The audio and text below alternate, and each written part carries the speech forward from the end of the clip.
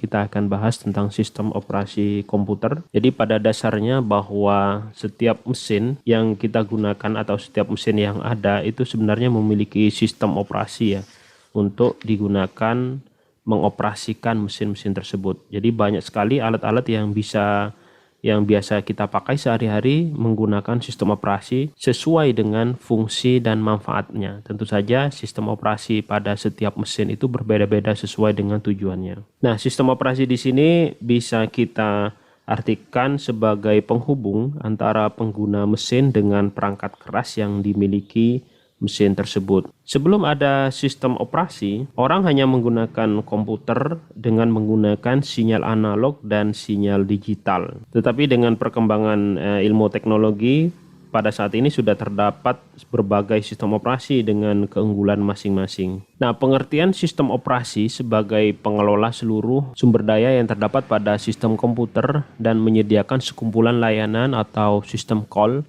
ke pemakai sehingga memudahkan dan menyamankan pengguna serta pemanfaatan sumber daya sistem komputer tersebut. Jadi sistem operasi juga sebagai media interaksi antara manusia dengan mesin yang tersusun dari metode kerja, dan komponen kerja yang digunakan untuk memanfaatkan mesin tersebut. Nah, ini adalah lapisan sistem komputer dan level pemakai. Pada gambar ini, sistem operasi itu bertindak sebagai antarmuka antara program aplikasi dengan perangkat keras komputer. Level dari pengguna setiap lapisan itu berbeda-beda. Di sini kalau kita lihat ada berbagai level yaitu pemakai, pemrogram, dan pendesain sistem operasi.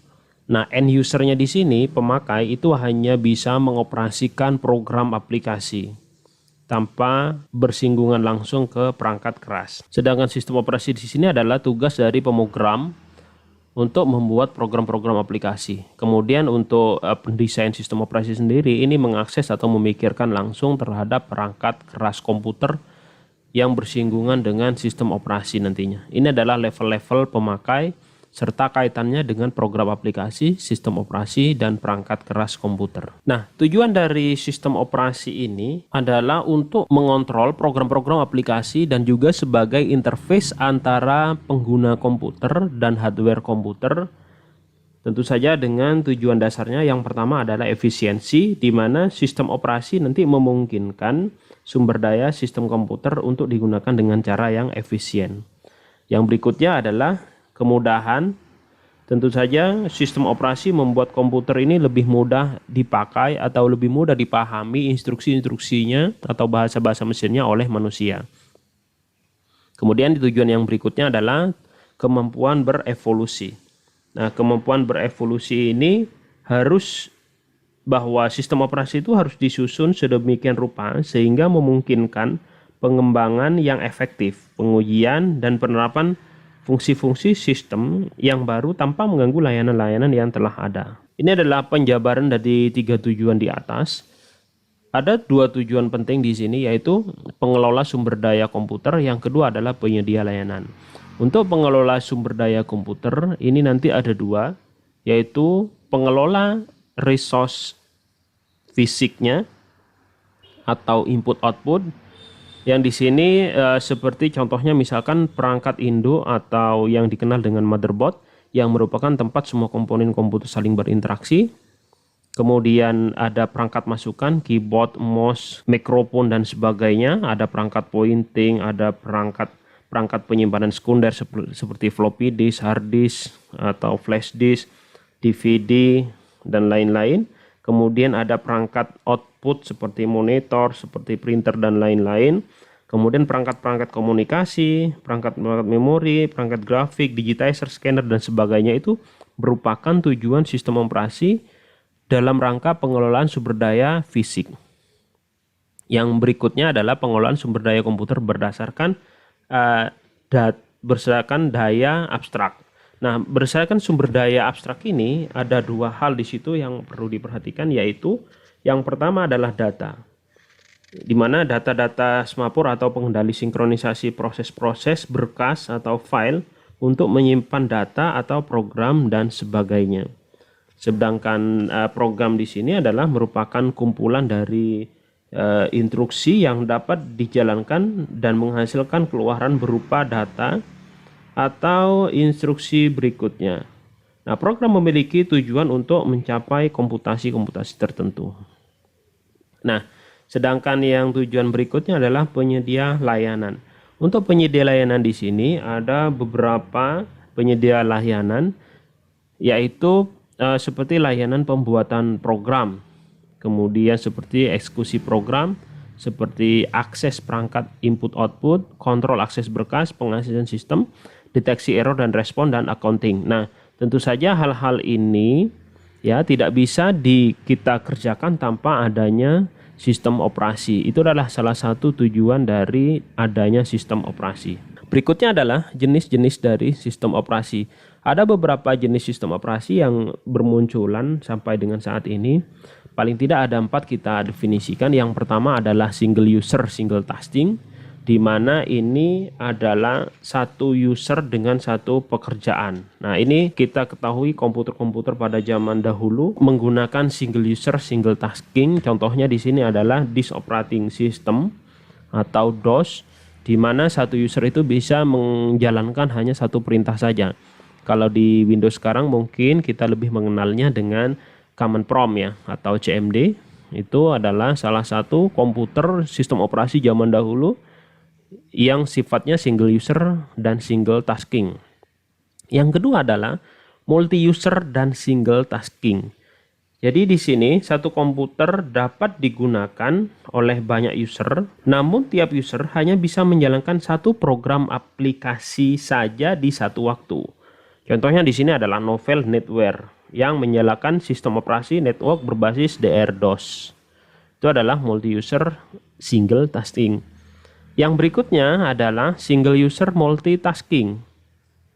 Satu komputer dipakai oleh satu user dan dapat menjalankan banyak program di satu waktu. Contohnya di sini adalah yang sering kita pakai Windows, macOS, BOS, JDS, dan lain-lain. Yang berikutnya adalah multi user dan multitasking. Jadi satu komputer bisa dipakai bersamaan atau multi user oleh banyak user yang dapat juga menjalankan banyak program dalam satu waktu bersamaan. Contohnya di sini adalah Unix, Linux, FreeBSD, OpenBSD, dan lain-lain sebagainya, atau lebih dikenal dengan sistem operasi jaringan. Ini adalah berdasarkan jumlah penggunanya. Jadi sistem operasi berdasarkan jumlah penggunanya. Yang berikutnya sistem operasi berdasarkan hardware komputernya. Kalau berdasarkan hardware komputernya, sistem operasi itu dibagi menjadi 2. Yang pertama adalah personal komputer atau komputer yang ditanamkan atau sistem operasi yang ditanamkan pada desktop atau laptop. Yang berikutnya adalah komputer server. Jadi komputer server ini adalah komputer yang melayani dari klien. Klien itu sangat tergantung pada komputer server. Nah, biasanya komputer server ini bisa juga menggunakan Windows Server atau juga bisa menggunakan open source seperti Linux dan turunannya atau FreeBSD maupun OpenBSD. Itu adalah jenis sistem operasi berdasarkan hardware komputer. Yang berikutnya adalah jenis sistem operasi berdasarkan jenis dari softwarenya. Nah, berdasarkan dari jenis softwarenya, sistem operasi itu macam-macam, banyak sekali karena dikembangkannya sesuai dengan keinginan, sesuai dengan tujuannya masing-masing. Paling tidak di sini ada 12, yaitu perangkat lunak bebas atau free software, perangkat lunak open source di mana ininya dibuka untuk kode source-nya sehingga kita bisa menggunakan atau kita bisa untuk menyusun kembali atau memprogram kembali sistem operasi tersebut.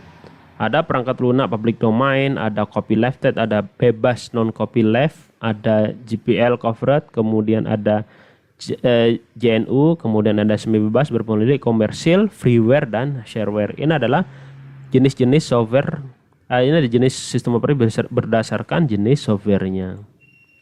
Nah, kita lihat ini adalah komponen utama dari sistem operasi. Sistem operasi itu paling tidak disusun oleh beberapa komponen ini. Ada 3 komponen utama. yaitu komponen satu file yang berisi file-file yang dibentuk atau dijalankan oleh sistem operasi. File di sini juga berarti sistem berkas dan file sistem yang dimiliki oleh suatu sistem operasi. Ini adalah file. Yang kedua adalah user interface. Jadi user interface di sini adalah sebuah sistem operasi yang memiliki karakteristik bentuk interface atau tampilan yang menjadi interaksi antara user atau manusia dengan komputer. Nah, secara umum untuk user interface ini sampai dengan sekarang ada dua hal ini. Ada CLI atau Command Line Interface di mana perintah-perintahnya berupa baris-baris teks saja. Kemudian ada GUI atau Graphical User Interface. Graphical User Interface ini memberikan tampilan yang lebih interaktif dan nyaman digunakan oleh user. Resolusi gambar dan jumlah warna yang dihasilkan juga lebih banyak, tergantung dari kemampuan VGA atau video adapter yang dimiliki oleh komputer. Nah, ini yang sekarang banyak digunakan oleh orang, sedangkan yang CLI ini digunakan oleh orang-orang tertentu saja yang memahami tentang sistem operasi jaringan.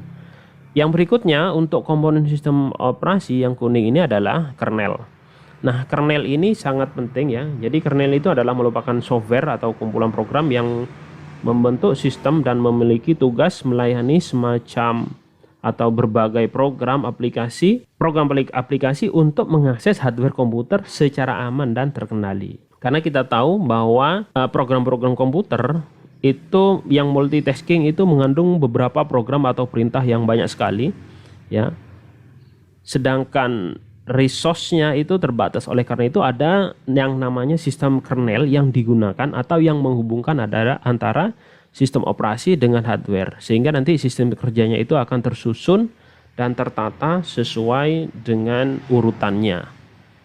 Nah, untuk kernel di sini ada 4 kernel di sini, ada monolithic kernel, ada micro kernel, ada hybrid kernel, ada exo kernel.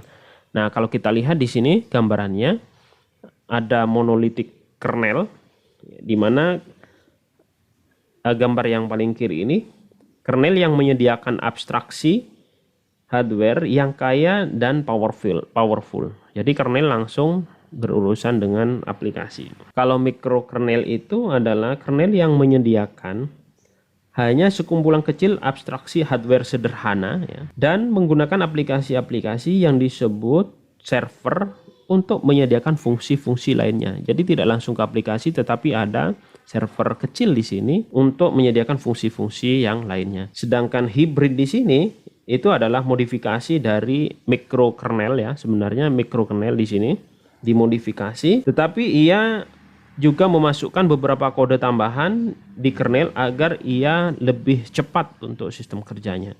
Kemudian yang terakhir adalah exokernel. Jadi exokernel ini tidak menyediakan sama sekali abstraksi, ya, tidak sama sekali menyediakan abstraksi atau sistem pengenalan hardware, tetapi dia menyediakan sekumpulan library yang menyediakan fungsi-fungsi akses ke hardware secara langsung atau hampir langsung, sehingga exokernel ini sistem kerjanya itu lebih cepat digunakan oleh program-program aplikasi untuk memanfaatkan sumber daya atau hardware. Ini adalah macam-macam sistem operasi. Paling tidak kita kelompokkan menjadi 3 sistem operasi utama atau dasar ya. Yang pertama adalah sistem operasi standalone. Sistem operasi standalone ini merupakan sistem operasi lengkap yang bekerja pada komputer desktop, notebook, atau perangkat komputer bergerak. Beberapa sistem operasi standalone ini dikenal sebagai sistem operasi klien karena sistem operasi ini bekerja bersama dengan sistem operasi jaringan. Sistem operasi klien dapat beroperasi dengan jaringan ataupun tanpa jaringan. Contohnya misalkan di sini adalah ada DOS, ada Windows, ada Linux, ada Mac yang tertanam pada komputer. Kemudian yang berikutnya adalah sistem operasi jaringan. Sistem operasi jaringan ini merupakan sistem operasi yang dirancang khusus untuk mendukung jaringan pada umumnya. Sistem operasi jaringan ini terdapat pada sebuah server jaringan komputer. Nah, contohnya misalkan di sini ada NetWare, ada Unix, ada Linux, ada FreeBSD, ada Solaris dan lain-lain serta turunannya.